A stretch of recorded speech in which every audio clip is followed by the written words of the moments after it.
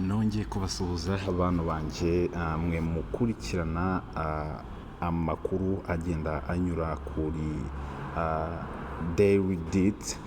Kuri uyu munsi tugiye kuganira amwe mu makuru yagiye acicikana kuri uyu munsi wa gatandatu.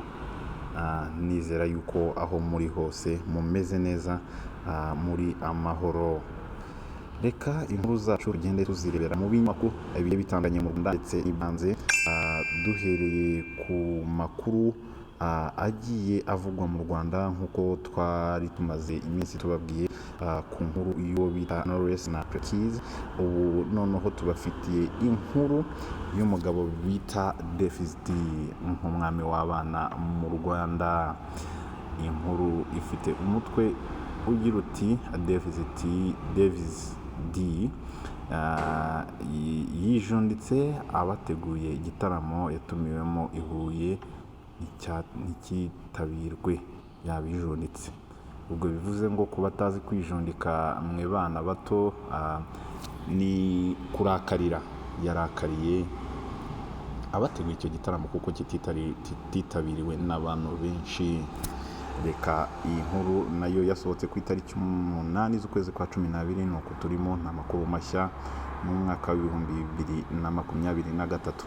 Reka dukomeze inkuru yacu aho yakomereje aha bavuga ngo umuhanzi Davis-D yatangaje ko adateze gusubira gutaramira mu karere ka Huye, by'umwihariko muri kaminuza y'u Rwanda ishami rya Huye, nyuma y'uko atumiwe mu gitaramo ariko kikitabirwa n'abafana babarirwa ku ntoki, bikarangira atanaririmbye. Banyihanganire. Uyu Davis-D na Threy batumiwe mu gitaramo muri kaminuza y'u Rwanda i Huye ku wa gatatu Ukuboza 2023. Iki gitaramo cyagombaga kubera mu nzu mberabyombi y'iyi kaminuza izwi nka Grand Auditorium. Amatike yo kwinjira muri iki gitaramo cyiswe University Connect Festival yari 3,000 n'amafaranga y'u Rwanda, nyuma aza kugabanywa ashyirwa ku 5,000. Ubwo amasaha cyagombaga kuberaho yari ageze. Davis-D na Threy bari abahanzi bakuru barangiye bataririmbye, ahanini kubera kubura kw'abantu. Davis-D yavuze ko kuri we yishyuwe ntacyo abaza uwamutumiye, ariko hari ibyo asaba ko byakosoka bidakomeza kubicira izina. Yagize ati ahubwo reka mbwire abantu bose bategura ibitaramo bajye babanza bakorane neza n'abayobozi b'abanyeshuri, kuko ubu njyewe abantu bazi ko nabuze abafana. Oyada ntabwo ari byo, sinigeze mbabura. Hanze ya kaminuza twabonye abantu benshi bashakaga kuza mu gitaramo, ariko ntabwo byari byemewe bitewe n'uko abantu bo hanze bitemewe, ubwo hari hemerewe abanyeshuri. Yakomeje agira ngo yagaragaje ko hari ibikwiye guhabwa umurongo ngo bidakomeza kubicira izina. Ati sinzasubira gutaramira i Huye muri kaminuza igihe cyose abateguye igitaramo baticaye ngo baganire n'abayobozi bw'abanyeshuri, kuko barangira ari abahanzi batahanye igisebo kandi twebwe tuba twakoze ibitureba. Davis-D akongera agakomeza avuga ngo yasobanuye ko bakoze amashusho yamamaza igitaramo ndetse banayasesekaje ku mbuga nkoranyambaga zabo, bamenyesha abanyeshuri ko bazaza. Baganisha Emmanuel uyobora sosiyete itegura ibitaramo yatumiye Davis-D na Threy yabwiye igihe ko nta gihombo batewe no kuba igitaramo kitaritabiriwe. Ati twebwe nta gihombo twigeze, kuko abanyeshuri barenze 150 baguze itike kuba ku minsi nyirizina w'igitaramo bataraje ibyatewe n'abayobozi babo bababujije kwitabira igitaramo. Yavuze ko batakoranye n'abayobozi b'abanyeshuri ariko byabasigiye isomo ryo kuba bitazongera.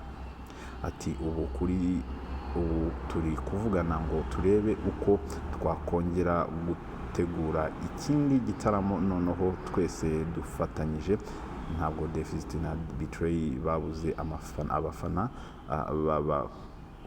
babakureho icyo cyasha. Ubwo yari ababwira abavuga yuko bagiye kuririmba bakabura abantu.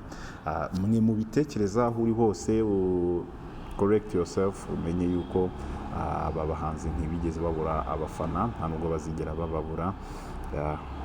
Byatewe n'ubuyobozi bw'ikigo cy'ishuri. Dukomeze. Utegura ibitaramo muri UR i Huye hari ibyo asabwa kubahiriza kugira ngo bihabere. Ndumva inkuru twayikomereza. Umuyobozi ushinzwe siporo n'umuco muri kaminuza y'u Rwanda ishami ry'i Huye, Nsengimana, yabwiye Igihe ko abategura ibitaramo baba bakwiriye kumenya uburyo bubafasha kwamamaza igitaramo. Yagize ati ntitwabujije abanyeshuri kwitabira igitaramo kuko inshingano zacu harimo kubashishikariza kwidagadura. Natwe byadutangaje kumva ko abanyeshuri batitabiriye igitaramo. Yavuze ko atigeze avugana n'abateguye igitaramo, ashimangira ko ubusanzwe iyo byakozwe neza bitanga umusaruro. Dufite na Threy bageze i Huye batazi ko abateguye igitaramo bacenganye n'abashinzwe abanyeshuri, bituma amazina yabo ajyaho Icyasha ko babuze abafana. Nyamara harabaye kutumvikana hagati y'abatumiye igitaramo n'ubuyobozi bw'abanyeshuri. Iyo ni inkuru yiriwe yicicikana ku mbuga nkoranyambaga. Reka turebe n'amakuru mpuzamahanga ariko mu byamamare nanone, aho hano hari inkuru ivuga ngo umukobwa bita Selena Gomez ari mu rukundo rushya n'umusore nyine bari gukundana. Inkuru yacu igakomeza ivuga ngo umuhanzikazi Selena Gomez ari mu rukundo na Benny Blanco ari mu batunganya indirimbo bakomoka muri Amerika. Uwo ni uwo musore bita Benny Blanco, atunganya umuziki muri Leta Zunze Ubumwe za Amerika. Uyu muhanzikazi yemeje iby'urwo rukundo rushya mu butumwa butandukanye bwanyuze ku mbuga nkoranyambaga. Hari nk'aho yanditse ati niwe buri kimwe cyanjye cyose mu mutima wanjye, ni umutoma mwiza. Nizera yuko uwawumva uwo ari we wese yakibwira icyo ashatse kuvuga. Selena Gomez agakomeza yanatangije abamukurikirana ku Instagram ifoto ye ari kumwe na Biko mu rwego rwo gukomeza guhamya urwo rukundo. Umusore w'imyaka 35 ni mukuru, afite ibitekerezo bizima. Selena Gomez aheruka guhura na Benny mu ndirimbo Song ya Segom muri Nyangamwaka, nibo yari mu Gosel yiriza 31 ubwamurusha imyaka 4. Selena Gomez yavuzwe mu nkuru z'urukundo n'ibyamamare bitandukanye. Aheruka gutandukana nawe Zayn Malik. Uyu mukobwa yakundanye igihe kinini na Justin Bieber, umwese muramuzi, icyamamare cyo muri Amerika, ndetse kenshi iyo uvuze inkuru ze zijyanye n'urukundo uyu muhanzi niwe uza mu mitwe ya benshi kuko bakanyujijeho abantu bose barabacanga. Aba bombi batangiye gukundana mu mwaka w'ibihumbi 2009, batandukana mu mwaka w'ibihumbi 2014, bongeye gusubirana mu bihumbi 2014 bakundana n'igihe gito. Ubu Justin Bieber ni umugabo wa Harry Baldwin barushinze mu 2018. Selena Gomez agifitafita ku mpande n'impande, ubu nibwo yongeye kugaruka mu rukundo n'uwo bita Benny Blanco w'imyaka 35, akaba ategura imiziki mu gihugu cya Leta Zunze Ubumwe za Amerika. Dukomeza rero n'inkuru zacu zigiye zitandukanye. Twigarukire mu Rwanda. Ntabwo ari byiza kuguma hanze. Ku musore cyangwa se umupapa wiyubashye bita Bushari, akurikiranyweho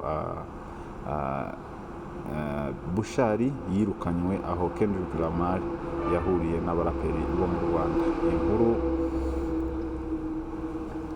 iratangaje kandi ni inkuru numva yuko twaganiraho neza tukibaza se niba yakoze iki gituma abandi babareka bakamwirukana. Reka tubirebeho. Bushari ari mu baraperi bakomeye mu Rwanda, nibyo. Yatumiwe mu nama yahuje abakora hip hop na Kendrick Lamar, aherutse gutaramira i Kigali. Icyakora ntiyabasha kwinjira kuko yahageze yakererewe. Bantu mutekereza yuko yaba yarirukanwa abandi bakahagera, nimugire ikibazo rwose. Bushido cyangwa se Bushari igihe cye cyari cyamananiye kukimanaginga. Bishoboka ko aba afite stress menshi cyangwa se imirimo igiye itandukanye, bikaba byamutera kuba yakererwa. Ni businessman, ntabwo mbimurenganyiriza. Iyi nama yabereye muri Kigali Marriott Hotel saa 9 z'amanywa ku wa gatandatu Ukuboza 2023, mbere y'uko Kendrick Lamar yerekeza muri BK Arena ahabereye igitaramo. Amakuru igihe ifite nuko Bushari yahageze nyuma y'umwanya munini inama itangiye, asanga abashinzwe umutekano bamaze gukinga icyumba yaberamo, birangira atabashije kwinjira ko yari yakerewe. Bushari utifuje kuvuga byinshi kuri iyi nkuru. Hari abandi bamwirukanye atari abashinzwe umutekano wa Kendrick Lamar. Ati twagombaga guhurira muri Hotel Marriott, nagezeyo ariko abashinzwe umutekano we ntabwo ikibazo sinabo, ni aba hano banyirukanye gusa, ariko ntacyo bimbwiye, nta kibazo rwose. Rastaman never die. Ni inama yitabiriwe n'umubare muto w'abaraperi cyane ko yabaye itunguranye. Yitabiriwe n'abarimo Kivumbi, Ken Kishat, Angel Mutoni, Dani Nanone n'abandi. Bushari yavuze ko byari kuba byiza iyo abateguye igitaramo cya Kendrick Lamar bamuhuriza ku rubyiniro n'abaraperi bagenzi be nyuma yo kutagira amahirwe yo kwitabira iyi nama. Bushari yahise agura itike yitabira igitaramo nk'abandi bose. Rastaman never die. Uyu mugabo ndamukunze cyane. Iki ni ikintu gikomeye yakoze. Nongeye kubashimira rero kubwo gukurikirana inkuru zacu kuri uyu munsi. Nifuje kubagezaho inkuru nkeya. Reka tubonane mu kindi gice mbabwira inkuru zakomeje kugenda zicicikana ku mbuga nkoranyambaga. Amazina ni Ibyukusenge Emmanuel cyangwa Saint 16K ku mbuga nkoranyambaga nka Instagram. Ndabakunda cyane. Ciao ciao.